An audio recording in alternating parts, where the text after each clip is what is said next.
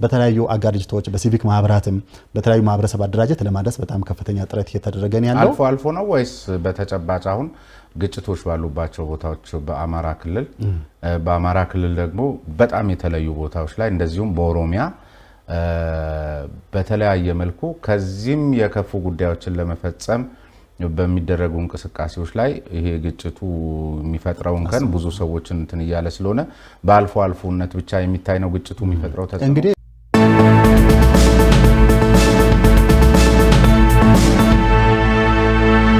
ዛሬው ዝግጅታችን የጤና ጉዳይን የተመለከተ ነው።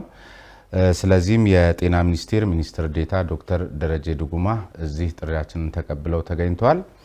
በተመልካቾቻችን ስም ጥሪያችንን ተቀብለው በአጭር ጊዜ ጥሪ እዚህ ስለተገኙ ከልብ አመሰግናለሁ። እኔም አመሰግናለሁ። እሺ ነጥቦችን በዋናነት እናነሳለን።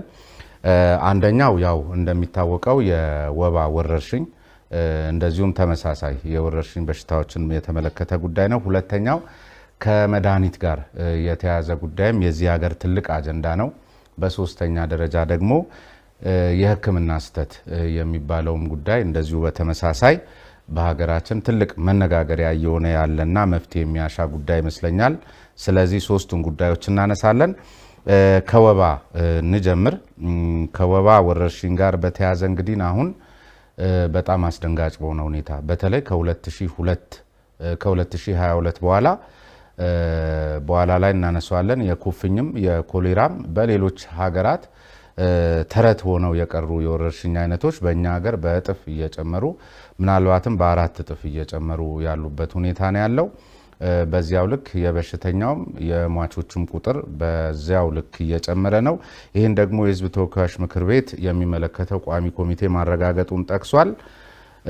በዚህ ደረጃ አሁን የምንሰማቸው ነገሮች በተለይ በደቡብ ኢትዮጵያ በደቡብ ምዕራብ ኢትዮጵያ ላይ ያለው ሁኔታ ምንድነው? ችግሩ መሰረታዊ ምክንያቱ ከወባ ወረርሽኝ ጋር ታይዞ እንዲሁም ሌሎችም ወረርሽኞች ከኩፍኝም ከኮሌራም ጋር ታይዞ ምንድነው ዋናው መሰረቱ ለዚህ እንደገና ከፍ ማለት የሚለውን በመጀመሪያ ደረጃ እንግዲህ ላለፉት 3 ዓመታት የወባ ወረርሽኝ በተለያዩ ቦታዎች ላይ ታይቷል። ቁጥሩ ከፍ እያለ መጥቷል። በተለይ ደግሞ በኦሮሚያ ክልል፣ በአማራ፣ ደቡብ ኢትዮጵያ፣ ማዕከላዊ ኢትዮጵያ ላይ ይሄ ቁጥር እንዲሁም ደቡብ ምዕራብ ኢትዮጵያ ላይ ከፍተኛውን እስከ 75% የሚይዙት እነዚህ ናቸው። ከኮቪድ-19 ወረርሽኝ በኋላ እንደውም በሀገራችን በተፈጠሩ ሰው ሰራሽና ተፈጥሮ ችግሮች ጋር ተያይዞ በአብዛኛው መነሻ የሚሆን ይሄ ነው። በኢትዮጵያ ብቻ አይደለም፣ በአፍሪካም በብዙ አገራት ይሄ ክስተት ታይቷል። በዓለም አቀፍም ደረጃ የዓለም ጤና ድርጅት በእጅጉ የወባ ቁጥር በሁሉም ሀገራት ላይ መጨመርን ያሳይቷል። በእርግጥ የቀነሱ ሀገራት ይኖራሉ፣ ግን ስጋት ውስጥ ያሉ ሀገራት እንዳሉ በደንብ መረጃም ታይቷል። የኛ ለዚህ ኮንትሪቢዩት የሚያደርግ ወይም ደግሞ ትልቁን አስተዋጽኦ የሚያደርግ እስከ 50% የአካባቢ ንብረት ለውጥ እንደሆነ በጥናትም ተረጋግጧል። ይሄ ስንል በሀገራችን የዝናብ መቆራረጥ፣ የጎርፍ ለምሳሌ አሁን ጎርፍ በሶማሌ ክልል፣ በአፋር፣ በጋምቤላ ፈተናው ነው ቆይቷል። ይሄ ለወባ ትንኝ መራቢያ ምቹ ሁኔታን ይፈጥራል። ስለዚህ አካባቢ ንብረት ለውጡ አንዱ ትልቁ ነገር ነው። በተፈጥሮና በሰው ሰራሽ ግጭቶች የፕሮግራም ማኔጅመንቱ በራሱ ወባ መከላከልና መቆጣጠር ስራው ማህበረሰብ ውስጥ ተገብቶ የሚሰራ ጤና ኤክስቴንሽኖች ወርዶ መስራት ያለባቸው ስራ ስለሆነ በዛ ደረጃ ያልተሰራቸው ቦታዎች አሉ። በሀገራችን በተለይ ራቅ ያሉ ቦታዎች በአግባቡ መግባትና መስራት የሚከብዱ ቦታዎች ቁጥራቸው በጣም ከፍ ማለቱ ይታያል። ሌላው በርካታ የልማት እንቅስቃሴ በተለይ አሁን ሀይቅ ያለበት ቦታ የልማት ስራ በተለይ መስኖ ያለበት አካባቢ ላይ የመንገድ ስራ በስፋት የሚሰራበት ቦታ ላይ ውሃ ያቁራል። እነዚህ ምቹ ሁኔታን ይፈጥራሉ። ሌላው ግን ወሳኝ ነገር መዘናጋት አለ። ትክክል ነው። ማህበረሰቡ ጋርም አለ፣ አመራሩ ጋርም አለ። ወባ ጠፍቷል፣ ወባ በጣም እየቀነሰ መጥቷል የሚል ትክክል ያልሆነ ግንዛቤ ተፈጥሯል። በተለይ ይሄን ከ2 ዓመት ጀምሮ ስንል ነበር፣ እኛም አይደለም እያለን ነበር። ስለዚህ የመከላከል ብቃት የኢሚዩኒቲ የምንለው ማህበረሰቡ ውስጥ እየቀነሰ መጥቷል። ስለዚህ እነዚህ ግብዓቶች ይሆናሉ ብዬ ነው የምወስደው።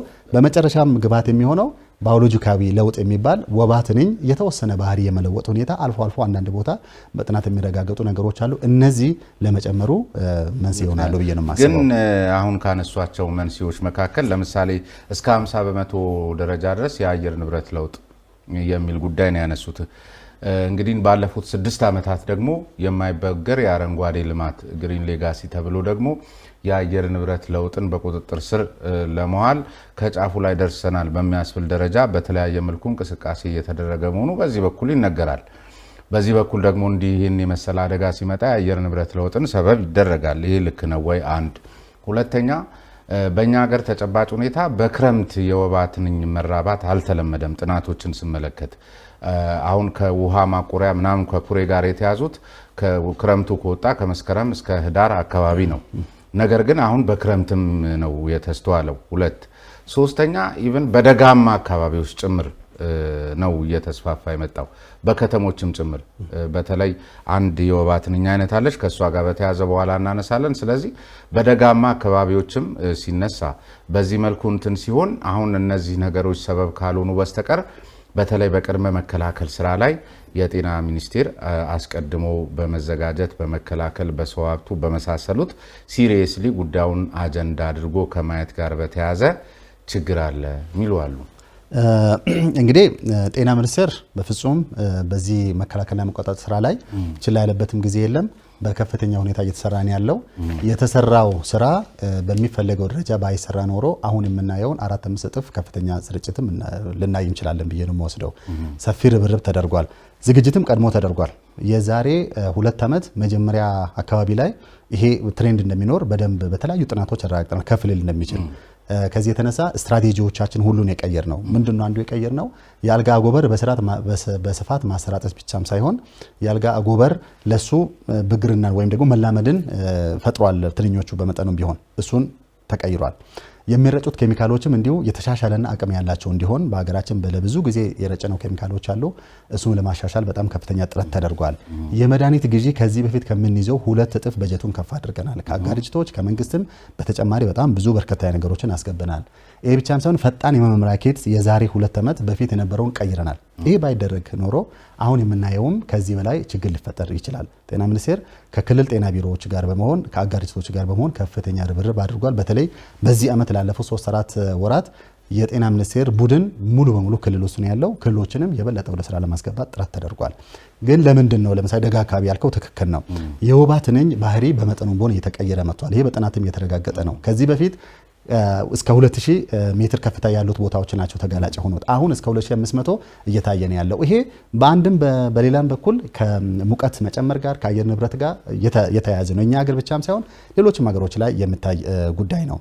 ይሄ ብቻም ሳይሆን እንግዲህ ትክክል ነው። መንግስት በርካታ የአካባቢ አየር ንብረትን ለመክታት የሚሰሩ ስራዎች በጣም ብዙ ናቸው፣ አረንጓዴ አሻራን ጭምር። ይሄ ሙሉ በሙሉ የአየር ንብረቱን ተከላክሏል ማለት አንችልም። እነዚህ ስራዎች በቀጣይነት ውጤቱ ገና ነው የሚታየው። በአንድ ጊዜ በ6 ዓመት የተሰሩ ስራዎች በአንድ የአየር ንብረት ለውጥን ይከላከላሉ ማለት አይደለም። ያው እንደ መንግስት ብዬ ነው። ግብርና ሚኒስቴር ደግሞ እንደሱ ስለሚለን ነው።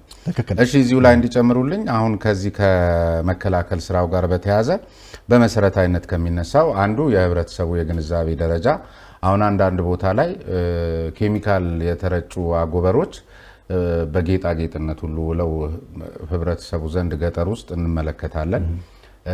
ከአጎበር ጋር በተያያዘ ያላቸው ግንዛቤ በራሱ ለሌሎች አገልግሎት ሲያውሉ የምንመለከትበትን እንትን እንዴት እያረማችሁት ነው የሚለው አንድ ጉዳይ ነው። ሁለተኛ ከመድኃኒት አቅርቦት ጋር በተያያዘ እናንተ እጥፍ እንኳ ብትጨምሩ ጤናማና በላቦራቶሪ የተረጋገጠላቸው የመፈወስ አቅማቸው እርግጠኛ የሆኑ መድኃኒቶች አንዳንድ ጊዜ እየተሰረቁ ከሀገር የሚወጡበት በሌላ አቅጣጫ፣ በሌላ መልኩ ደግሞ ፈዋሽነታቸው በላቦራቶሪ ያልተረጋገጠ ምናልባትም 100% ምንም ነገር ማድረግ የማይችሉ መድኃኒቶች በኮንትሮባንድ እየገቡ የወባ መድኃኒቶች በዚህ መንገድ እየገቡትም እየወጡ እንደገና ደግሞ ኮንትሮባንድ እንትኖች ፈዋሽ ያልሆኑ መድኃኒቶችም እየገቡ የሚለው ጉዳይ አንድ፣ እንዴት ነው ይሄንንስ መከላከል እየቻላችሁ ያላችሁት?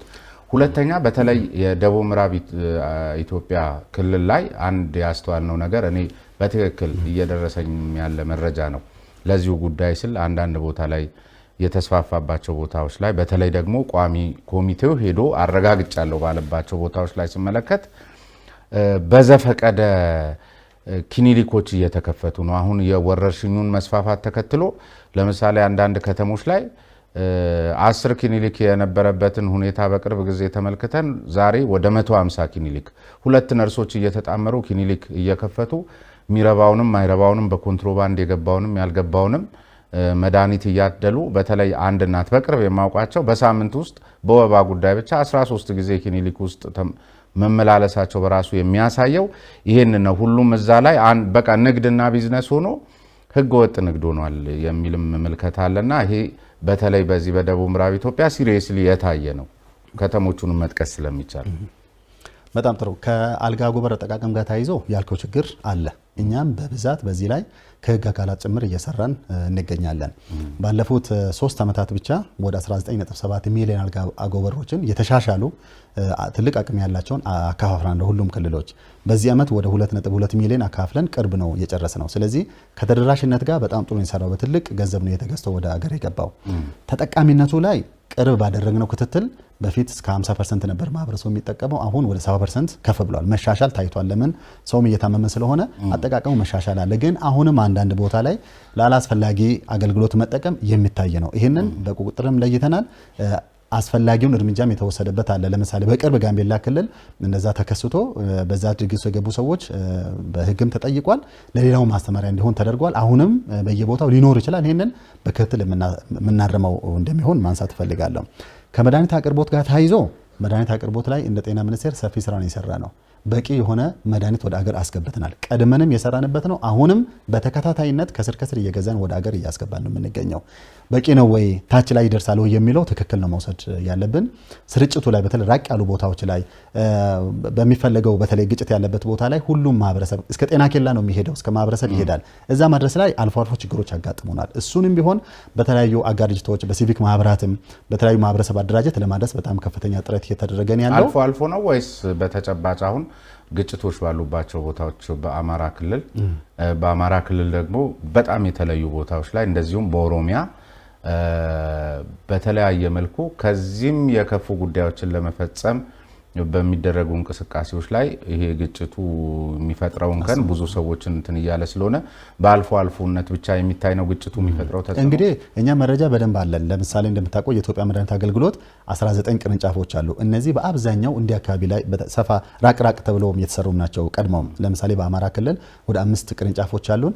እንግዲህ ብቻችንም አይደለም የምንሰራው፣ አጋር ድርጅቶቻችን በጣም ይደግ። በዚህ ላይ አሁን የዓለም ጤና ድርጅት እና ዩኒሴፍ ያሉት ማህበረሰብ ውስጥ ያሉት ደግሞ ሎካል ኤንጂኦ የምንላቸው ከነሱ ጋር በደንብ ነው የምንሰራው። የግል ተቋም የግል ዲስትሪቢዩት የሚያደርጉትንም ጭምር ከነሱ ጋር እየሰራ ነው የምንገኘው። የተወሰኑ ቦታዎች ላይ እንቅፋት ያጋጥመዋል። አብዛኛው ግን ማህበረሰቡ ጋር የሚደርስ ስለሆነ ወደ ጤና ኬላ ወደ ጤና ጣቢያ የሚገባ ስለሆነ ያን ያክል በዚህ ደረጃ ብዙም ማከፋፈል ላይ ችግር አላጋጠመንም። ባይሆን እንዳልከው በተለይ ከመንግስት ጤና ተቋም ወደ ግል ጤና ተቋም ማስኬድ በተለይ የቁጥጥር ስርዓቱ ያልተጠናከረበት ቦታ ላይ እንዲሁም ደግሞ ፈዋሽነታቸው ያልተረጋገጡ መድኃኒቶችን ከጎረቤት አገራት ማስገባት ላይ ችግር አለ። ይሄ ለምሳሌ ከኬንያ ጋር የሚያዋስኑን ከሶማሊያ ጋር የሚያዋስኑ ቦርደሮች ላይ በርካታ መድኃኒቶች በኮንትሮባንድ የሚገቡት ይያዛሉ። አብዛኛውን ቁጥጥር ለማድረግ ጥረት ተደርጓል። በተለይ በደቡብ ምዕራብ ኢትዮጵያ ላይ ያልከው ችግር እኛም የግል ክሊኒክን ፍላጎት ለመጨመር ፈዋሽነታቸው ያልተረጋገጠ መድኃኒት የመንግስት ጤና ጣቢያዎች ላይ እያደሉ ነገር ግን ለሁለትና ለሶስት ተጣምረው በሚከፍቷቸው ክሊኒኮች ላይ ያንኑ መድኃኒት አውጥተው በመውሰድ የሰውን ፍላጎት ወይም ደግሞ ከሙያና ከብቃት አኳያ ሳይሆን በመድኃኒት ላይ መሰረት ያደረገ የደንበኞችን የማብዛት ስራም የሚያከናውኑ ብልሹ አሰራር ውስጥ ሁሉንም እያልኩ ሳይሆን በዚህ ስራ ላይ የተጠመዱ ሐኪሞችና የአስተዳደር የድጋፍ ሰጪ አገልግሎት ሰራተኞች ጭምር ተሰማርተውበት በከፍተኛ ሁኔታ አንደኛ ጥራቱ ሳይረጋገጥም ወይ የክልል እንዲ ተቆጣጣሪዎች መቼም ፍቃድ ሰጪ አካላት አሉ። ዝም ብሎ አይደለም ክሊኒክ የሚከፈተው፣ መሟላት ያለበት ጉዳይ አለ።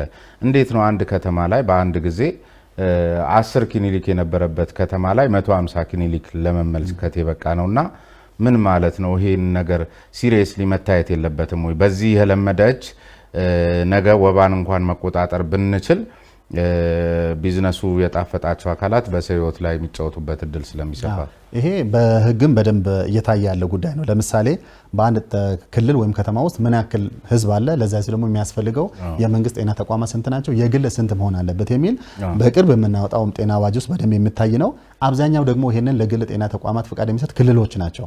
የክልል የራሱ ኃላፊነት አለበት። ከነሱ ጋር በደንብ ተናግረናል። በርግጥ መክፈት ይቻላል፣ መንግስትም ፍቃድ ይሰጣል ለግል ጤና ተቋማት። ግን ይሄንን ችግር በሚያመጣበት መንገድ መሆን ያለበት በ25000 ትክክል አንድ ጤና ጣቢያ ነው።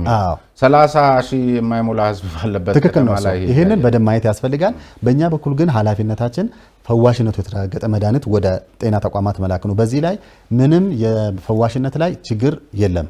98% እና ከዛ በላይ በሁሉም ክልሎች ላይ ታቷል። እነዚህ መድኃኒቶች ውጭ ሀገርም ሲመረቱ የሚመረቱበት ቦታ ላይ የኛ ቡድን በተለይ ከኢትዮጵያ መድኃኒት እና ምግብ ቁጥጥር ባለስልጣን ኤክስፐርቶች ሄዶ ያያለው የሚመረትበትን መንገድ ያያለው። ወደ አገር ሲገባ በቦሌ ላይ አንዱ ትልቁ ስራ የምንሰራው ይሄ ነው። ከነዚህ መድኃኒት ሳምፕል ወስደን የዓለም አቀፍ ስታንዳርዱ በሚያስቀምጠው መንገድ እናያለን። ፈዋሽነታቸው ምን ያክል ትክክል ነው ብለን እናያለን። ወደ ገበያም ከወጡ በኋላ በሰዎች ላይ ከሚያመጡት ለውጥ ሳይድ ኢፌክቶችም ሊሆን ይችላል። እሱን ወስደን ቴስት እናደርጋለን። ስለዚህ ማህበረሰባችንን ማወቅ ያለበት 98% ፈዋሽነታቸው የተረጋገጠ የወባ መድኃኒት ወደ አገር እየገባ ያለው፣ ቁጥጥሩ ላይ ግን ሰፊ ቀጣይነት ያለው ስራ እንደሚያስፈልግ በደንብኛም ወስደን ለዚሁ ቡድን የተሰማራ ለዚሁ ስራ የተሰማራ አንድ ቡድን አለ። በየከተማው በተለይ ለዚህ ተጋላጭ የሆኑ ለኮንትሮባንድ ተጋላጭ የሆኑ ከተሞች ላይ ወርደን በደንብ እየሰራን ያለ ነው። ከ100 በላይ የሚሆን የግል ጤና ተቋማትን የተዘጋበታል። እዛው ደቡብ ምዕራብ ኢትዮጵያ ባለፈው ሪፖርት እንዳደረጉልን በርከት ያሉ የግል ጤና ተቋማትን ዘግቷል። ስለዚህ እንዳልከው ሁሉም ሰው አይደለም። አንዳንድ ግን ለግል ጥቅም ይሄን የሚያደርግ በርከት ያለ በየቦታው አለ።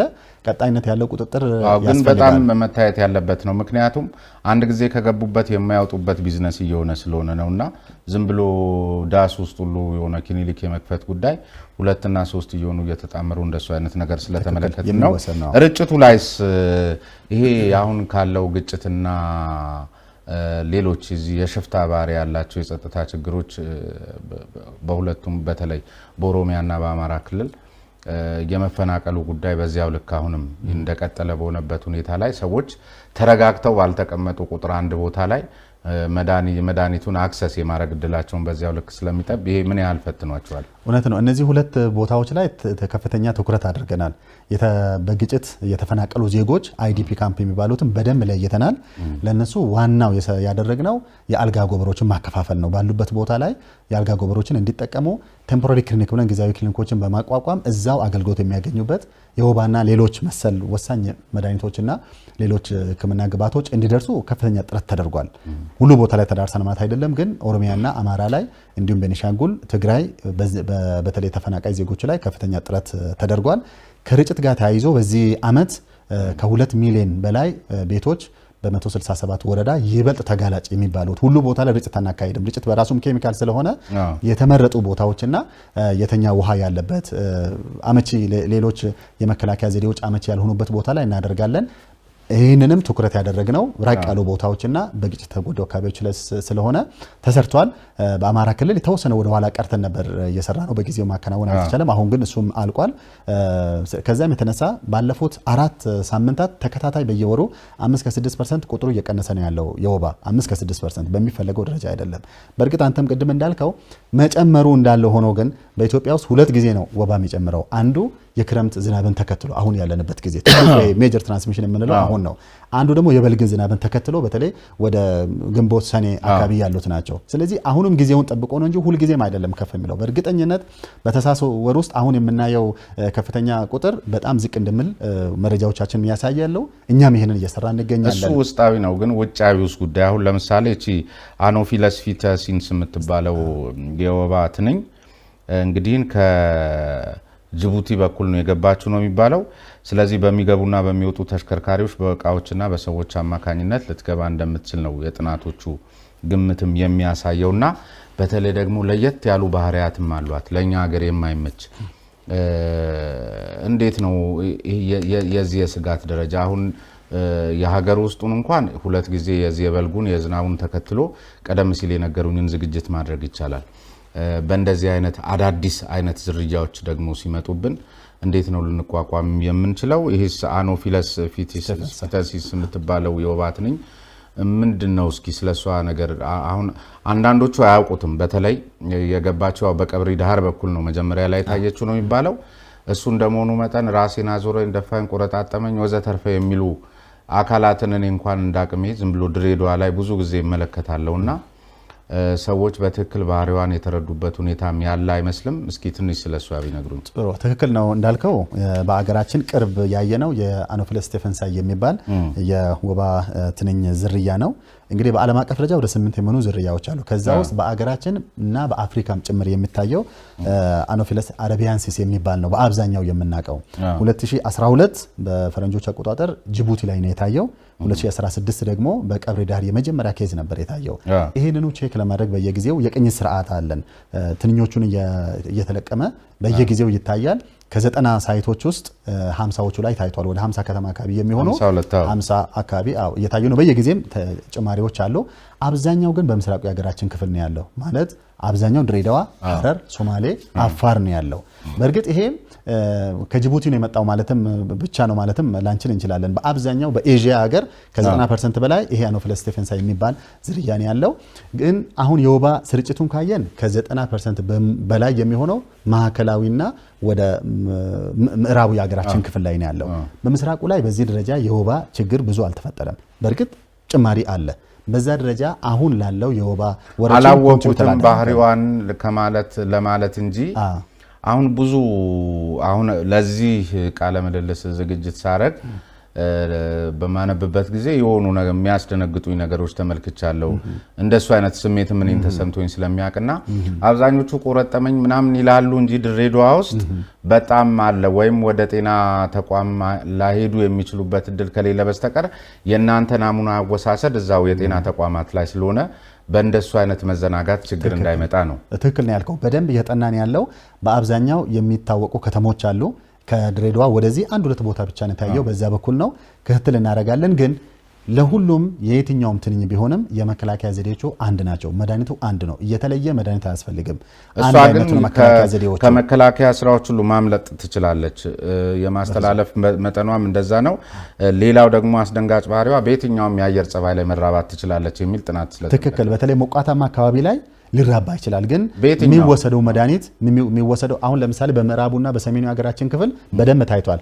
ስቴፈንሳይን ማግኘት አልተቻለም በሌላ ቦታ ላይ። ያም ሆኖ ግን የጨመረ ቢመጣም ያን ያክል የሚያሰጋን ነገር የለም እንደ ጤና ሚኒስቴር ለኛ። ምክንያቱም በጥናትም የተረጋገጠው የሚወሰደው መድኃኒት አንድ አይነት ነው። የሚደረገው የመከላከያና መከላከያ ዘዴዎችም ተመሳሳይ ነው። ትንሽ እንዳልከው ሁለት የተለየ ባህሪ ያላቸው ቀን ላይ የመናደፍ ባህሪ የበለጠ አላት እቺ ትንኝ። ሁለተኛ ደግሞ እነዚህ የምንረጫቸው ኬሚካሎች በሚፈለገው ደረጃ ላይ ጎዳት ይችላሉ። ለዛ ደግሞ ሌላ አማራጭ ኬሚካል የሚረጭ ኬሚካል በተለይ ጸረ እጭ የሚባል ሌላ ኬሚካል አለ። እሱን ወደ ሀገር አስገብተናል። ወደ ምስራቁ የሀገራችን ክፍል እሱን ኬሚካል ነው እየረጨን ያለ ነው።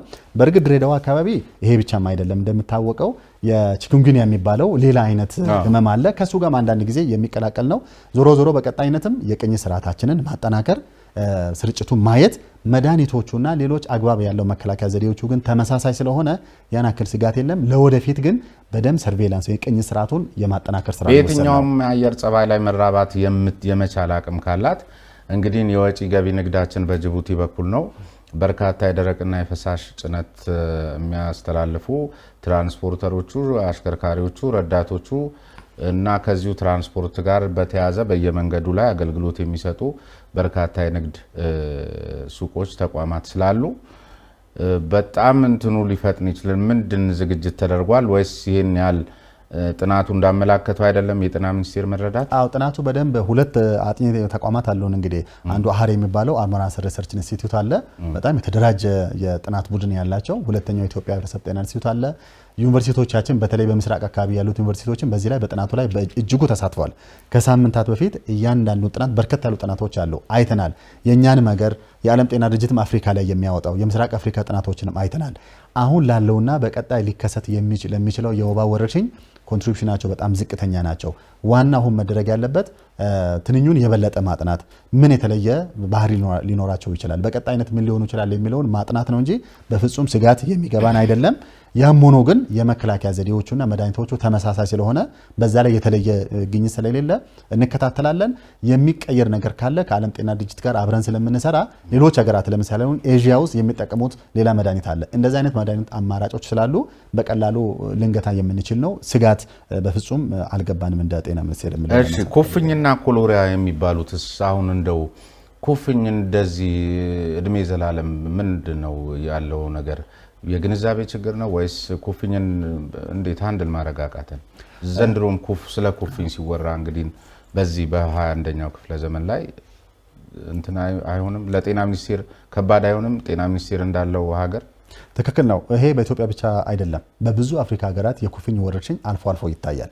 በእኛም ሀገር ሁልጊዜ የሚታይ አይደለም። ውስን ወረዳዎች ናቸው። እኛም ወረዳዎቹን በደንብ የምናውቀው ነው። ለምሳሌ በዚህ ዓመት ከ120 ያልበለጡ ወረዳዎች ላይ የኩፍኝ ቁጥር ታይቷል። እንግዲህ ኩፍኝ ስንል አንድም ኬስ ካለ እንደ ኩፍኝ ወረርሽኝ ነው የሚታየው።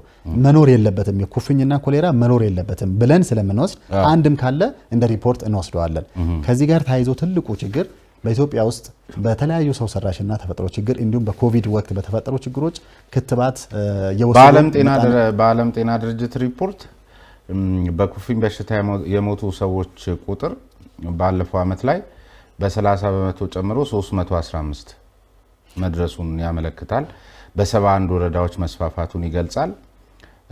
በኩፍኝ ከተያዙት እንግዲህ ከ42000 ሰዎች በላይ ተይዘው ግማሾቹ ህጻናት መሆናቸውን ነው የሚያመላክተውና በኮሌራም እንደዚሁ ከ36900 ሰዎች በላይ መያዛቸውን ነው ሪፖርቱ የሚገልጸው። ይሄ ከባድ ነው። አንድም የኮሌራ በሽታ የሚያዝ እንዳይኖር የምትሰራ ሀገር ላይ በዚህ ደረጃ ተይዟል ማለት ወይም ሌሎቹም ሀገራት ላይ አለ ማለት መዳኛ አይሆንም ወይም ዋስትና አይሆንም። ጀስቲፋይ ለማድረግ አይመችም። ሌሎች ሀገራት የራሳቸው ጉዳይ ነው። ራሳቸው የሚከታተሉበትን ማበጀት የራሳቸው ጉዳይ ነው። እኛ በእኛ ሀገር ደረጃ ግን በኩፍኝ ብቻ 42000 ሰው የኩፍኝ በሽተኛ ነው ማለት 36900 ሰው በኮሌራ ተይዟል ማለት ጤና ሚኒስቴርን እንደሚመራ አካል አይከብድም? ያው እንግዲህ ከእቅዳችን ጋር ታይዞ በዚህ ደረጃ ቁጥር እንደመጣ እኛም አንፈልግም። ዝቅተኛ ስርጭት እንደሚኖር እንገምታለን። ምክንያቱም በተለያዩ ምክንያቶች ግምት ሳይሆን ይሄ የዓለም ጤና ድርጅት ሪፖርት ቀድመንም እንትን ያደረግነውን ያሰብነውን ለመናገር ፈልጌ ነው። ምክንያቱም ክትባት ያልወሰዱ ህጻናት በየቦታው ይኖራሉ። በተለይ ደግሞ የጤና ስርዓቱ ወባንም ጭምር በጤና ኤክስቴንሽን ደረጃ የሚሰሩ ስራዎች የተቀዛቀዙበት ቦታ እንዳሉ ይታወቃል። በዛ ቦታ ላይ በኮሌራም በኩፍኝም ህጻናት ሊያዙ ይችላሉ። ትልቁ ትኩረታችን ግን ማንም ሰው ቢያዝም የመሞት ምጣኔን እጅግ መቀነስ ነው። የሞት ምጣኔ በቁጥር ብቻ አይደለም መታየት ያለበት። የዓለም ጤና ድርጅት የሚያወጣው ስሌት አለ። ከማህበረሰቡ ውስጥ ወይም ደግሞ አጠቃላይ ከተያዘው ሬቱን ስናይ በሬቱ ውስጥ ነን። ቁጥሩ ከፍ ሊል ይችላል፣ ግን በሚፈለገው ምጣኔ ውስጥ ነው ያለነው። ለዚህ ለምሳሌ አሁን ለኮሌራ ለኩፍኝም በርካታ ህጻናት የሞቱ ምጣኔም የሁለቱም ጨምሯል። አዎ ትክክል ነው፣ ጨምሯል። ከባለፉት ዓመታት መጨመርን አሳይቷል። አዎ ትክክል። ግን ለሁላቸውም በሁሉም ወረዳዎች ላይ ክትባት ተሰጥቷል። ከ120 70 አሁን ደግሞ ከ10 ያልበለጡ ወረዳዎች ብቻ ናቸው ኩፍኝ የተገኘ ያለው። ኮሌራን በአጭር ጊዜ ውስጥ እናቆማለን ብለን በቅርብ በሰራነው ስራ አብዛኛው ወረዳው ላይ ተቆጣጥሯል። ግን አንድም ወረዳ አንድ ሪፖርት ቢያደርግ ለተወሰነ ጊዜ ያ እስከሚያበቃ ድረስ ለ40 ቀን መጠበቅ አለበት። ፍሪ ነው ከኮሌራ አንድ ወረዳ ንጹህ ነው ለማለት 40 ቀን መጠበቅ መቻል አለበት። እንደዛ ስለሆነ ነው እንጂ አብዛኛው ወረዳዎች ከዚህ ውስጥ አሁን እየወጡ ነው ያሉት። ትልቁ ችግር ደግሞ ከኮሌራ ጋር ተያይዞ የንጽህና ጉዳይ ካልተሻሻለ፣ በቂ የሆነ መጸዳጃ ቤት ከሌለ፣ በቂ እና ንጹህ የሆነ ውሃ ከሌለ አሁንም በቀጣይነት ስጋ ሊሆን ይችላል ኮሌራ።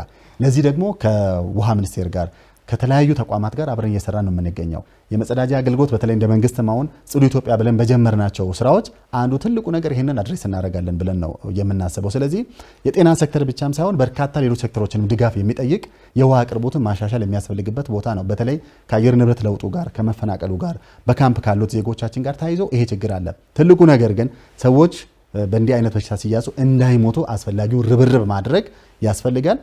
ወባ ኩፍኝም ሆነ ኮሌራ ተቀስቅሶ ያልደረስንበት ቦታ የለም። ስለዚህ ርብርብ ስላልተደረገ ነው የሟቾቹ ቁጥር የጨመረው። ብዙ በዚህ ደረጃ በሬቱ ደረጃ የዓለም ጤና ድርጅት በሚያስቀምጠው ደረጃ በከፍተኛ ደረጃ ጨመረ የሚባል ምጣኔ አይደለም። በእርግጥ ጨምሯል፣ ትክክል ነው። አንድም ሰው መሞት የለበትም። በቀጣይነት ግን የበለጠ ድጋፎችን በማሰባሰብ አንደኛ ለዚህ የሚያጋልጡ ጉዳዮችን በደንብ መለየት። ለምሳሌ አሁን ለኩፍኝ በዚህ ዓመት ከ15 ሚሊዮን በላይ ህጻናቶችን ከትበናል። ስለዚህ ለተወሰኑ 2-3 ዓመታት የኩፍኝን ስጋት ብዙ ላይኖር ይችላል። ክትባቶችን ቀድመ መስጠት፣ ለኮሌራ ከ7 ሚሊዮን በላይ የሚሆን ክትባት ሰጥተናል። እንደዚሁ ለወባ በቅርብ ከ58 በላይ የሚሆኑ ወረዳዎች ላይ ክትባት እንጀምራለን የሚሰጥ። እነዚህ ጊዜ ይሰጡናል፣ 2-3 ዓመት ይሰጡናል። እስከዛ አጋላጭ የሆኑ ምክንያቶች ላይ በሰፊው የምንሰራ ይሆናል። ችግሮቹ ያጋለጡት ጉዳይ ስለሆነ በቀጣይነት አጋላጭ ምክንያቶቹ ላይ በደንብ መስራት፣ ክትባቶችን ማጠናከር፣ ህፃናት ሙሉ በሙሉ ክትባት እንዲወስዱ መስራትን ይጠይቃል። በሱ ላይ በቀጣይነት